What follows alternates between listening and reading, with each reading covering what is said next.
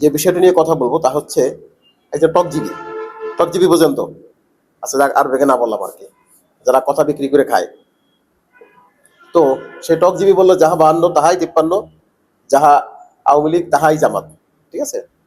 তো এখন ব্যাপারটা হচ্ছে, তাহলে আওয়ামী লীগ আর জামাত যদি এক হয় তাহলে বোঝা গেল যে আওয়ামী লীগ তো মুক্তিযুদ্ধের পক্ষে শক্তি সবসময় বলে 71 বিজনেস করছে, এই না? তাইলে তো জামাত ও মুক্তিযুদ্ধের পক্ষের শক্তি, সেটা বলতেছেন নাকি? এটা বুঝাচ্ছেন? আচ্ছা, হয়তো এটা বুঝাচ্ছেন না, তাহলে এটা বুঝাচ্ছেন ওনার কথা যেটা বোঝা গেল, জামাতের বিপক্ষে আওয়ামী লীগের এত পরিমাণ অত্যাচার, নির্যাতন, গুম, খুন, কত রকম কত কিছুটা করছে। ডাক্তার শফিকুর দেলোয়ার হোসেন যে একজন ওই যে মহাসচিবের ওই আসনে যিনি প্রতিদ্বন্দ্বিতা করতেছে, এটা তো বলতে গেলে জীবন্ত লাশ। এদের হেন অত্যাচার নাই যা করে নাই, তাই না? আমরা চোখে দেখছি, আপনারাও দেখছেন মিডিয়ার মাধ্যমে। বিষয়টা কি হলো, তারা কেন মামলা করলো না আওয়ামী লীগের বিরুদ্ধে? এই জামাতের লিডাররা মামলা করে ওদের একদম নাস্তানাবুদ করে দিল না কেন? এটা তার ক্ষোভ। তো ব্যাপারটা হলো, মামলা তো আসলে আপনারা করছেন, যথেষ্ট পরিমাণ মামলা করছেন, এবং এও বলছেন যে যে সমস্ত মামলাগুলো হয়েছে অযাচিত, হ্যাঁ, হয়রানিমূলক মামলা, এগুলা প্রত্যাহার করবেন, এরকম ঘোষণাও আপনারা দিচ্ছেন। আপনারা বুঝিয়ে নেন আমি কার কথা বলতে চাচ্ছি। তো ব্যাপারটা হলো, মামলা করছেন, আবার বড় অঙ্কের অর্থের বিনিময়ে তাদেরকে আবার মামা বাড়ি পাচার করে দেবারও ব্যবস্থা করছেন, এরকম তথ্য আছে। বুঝতে পারছেন?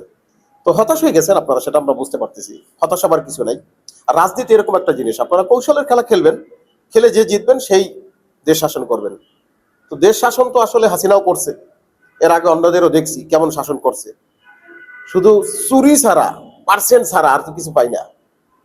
হাসিনা দেখছি পদ্মা সেতু বা অন্যান্য কিছু দিয়ে শুধু পার্সেন্ট আর পার্সেন্ট। আবার অন্যদের কথা শুনছি 10%, 5%, পার্সেন্টের একটা খেলা, বুঝে নাই তো? রাজনীতি করতে হলে লাগে না এরকম একটা বিষয়। যাই হোক, কিন্তু আমরা চাচ্ছি এরকম একটা শক্তি, এরকম একটা শাসক, বাংলাদেশ শাসক এই দেশটাকে ভালোবাসে, দেশের জনগণের খেদমত করবে, প্রকৃতপক্ষে যারা দেশের খেদমত করবে। এই যে দেখেন এখন চট্টগ্রাম পোর্টে কোনো জিরো যানজট, মানে ওই জাহাজ আসে আইসা যে 7 দিন 8 দিন ওই যে বাইরে নোংর করে থাকবে এরকম কোনো বিষয় নাই। যেদিন আসে ওই দিনেই মাল খালাস করে যায়। এর আবার অনেকে বিপক্ষে কথাবার্তা বলে, এখান থেকেও নাকি কিছু পার্সেন্টের বিষয় আসে কেন শুধু? আচ্ছা, এরকম একটা আলোচনা হয়তো সবসময়, এই জন্য পার্সেন্ট মাথার ভিতরে ঢুকছি। যাই হোক, এগুলো আর বলা যাবে না, আর পার্সেন্টের ব্যাপার স্যাপার গুলো, ঠিক আছে? কিন্তু আমরা চাই দেশটা একটা উন্নত দেশ হোক। এখান থেকে যদি চুরি চামারিটা বন্ধ হয়, ছেঁচড়ামি যদি বন্ধ হয়, হ্যাঁ, তাহলে পরে দেখবেন এটা সোনার দেশ হবে। এই দেশ থেকে মানুষ, এটা যদি গরিব দেশ হয়, তাই না? এটা তো গরিব দেশ। এই দেশ থেকে মানুষ টাকা পাচার করে বেগম পাড়া করে না? করছে না? এই দেশের মানুষেরা, এই দেশের রাজনীতিবিদরা, এই দেশের এমপি মন্ত্রীরা বিদেশে তাদের বাড়ি গাড়ি আছে না? তা যদি সেইটা থাকে তাহলে এই দেশে তাদের কি? এই দেশে তাদের রাজনীতিটা কিসের রাজনীতি? তার মানে এটা হচ্ছে তাদের একটা বিজনেসের জায়গা। আর আসল জায়গা হচ্ছে তাদের বিভিন্ন জায়গায়, বাবুবাড়ি, কারো ওই যে বেগম পাড়া। এটা হওয়া যাবে না।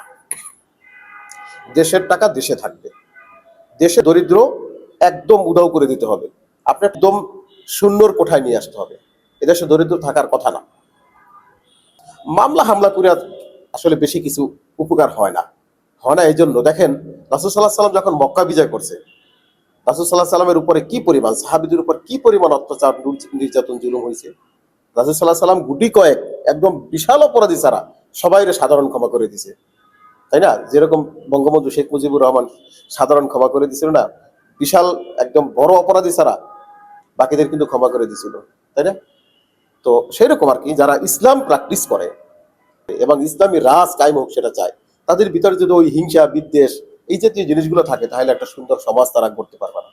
যার কারণে ওই যারা অপরাধী ছিল, যারা তাদের উপর নির্যাতন, জুলুম করছে, তাদেরকেও ক্ষমা করে দিয়েছে। কিন্তু বিশাল অপরাধী যারা একদম মাস, যারা কিলিং করছে, বিশাল অন্যায় করছে যারা, যেমন শেখ হাসিনা, তার পুত্র, তার আত্মীয় স্বজন যারা, হ্যাঁ, তারপরে বিডিআর বিদ্রোহের সময় যে সমস্ত ঘটনাগুলো হয়েছে, এই সমস্ত ঘটনার সাথে যারা যুক্ত, এদের বিচারের ব্যাপারে ভয়েস রেজ করছে ইসলামিক যত রাজনৈতিক দলের লোকেরা আছে। যার কারণে এই সুন্দর একটা বিডিআর বিদ্রোহের একটা রিপোর্ট আপনারা পাইলেন, এবং ওই যে স্বৈরাচারের যে রায় হইলো, এগুলা কিন্তু ওই ইসলামিক দলগুলোর পিছন থেকে এই বিচারের ব্যাপারে তাদের যে একটা, এই ভূমিকার কারণেই কিন্তু সম্ভব হয়েছে। নাহলে ওই যারা বলে যে যাহাই আওয়ামী লীগ তাহাই জামাত, এই যারা বলে না, এরা কিন্তু আসলে বিচার চায় নাই। মূলত এরা বিচার করবেও না, করবেও না। এরা দেখবেন আল্লাহ না করুক যদি এরা ক্ষমতায় যায়, এই বিচার টিচার সব বাদ। ওরা যেদিন ক্ষমতায় হবে এর পরের দিন হাসিনা দেশে আসবে, এটা মাথায় রেখে। যার কারণে এরা কিন্তু ভয় কিন্তু হাসিনাকে নিয়ে, ভয় কিন্তু ইসলামিক দলগুলোকে নিয়ে। এরা যদি ক্ষমতা এসে পড়ে তাহলে চুরি চামারি বন্ধ হয়ে যাবে, ভয় এটাই, আসলে অন্য কোনো ভয় নাই।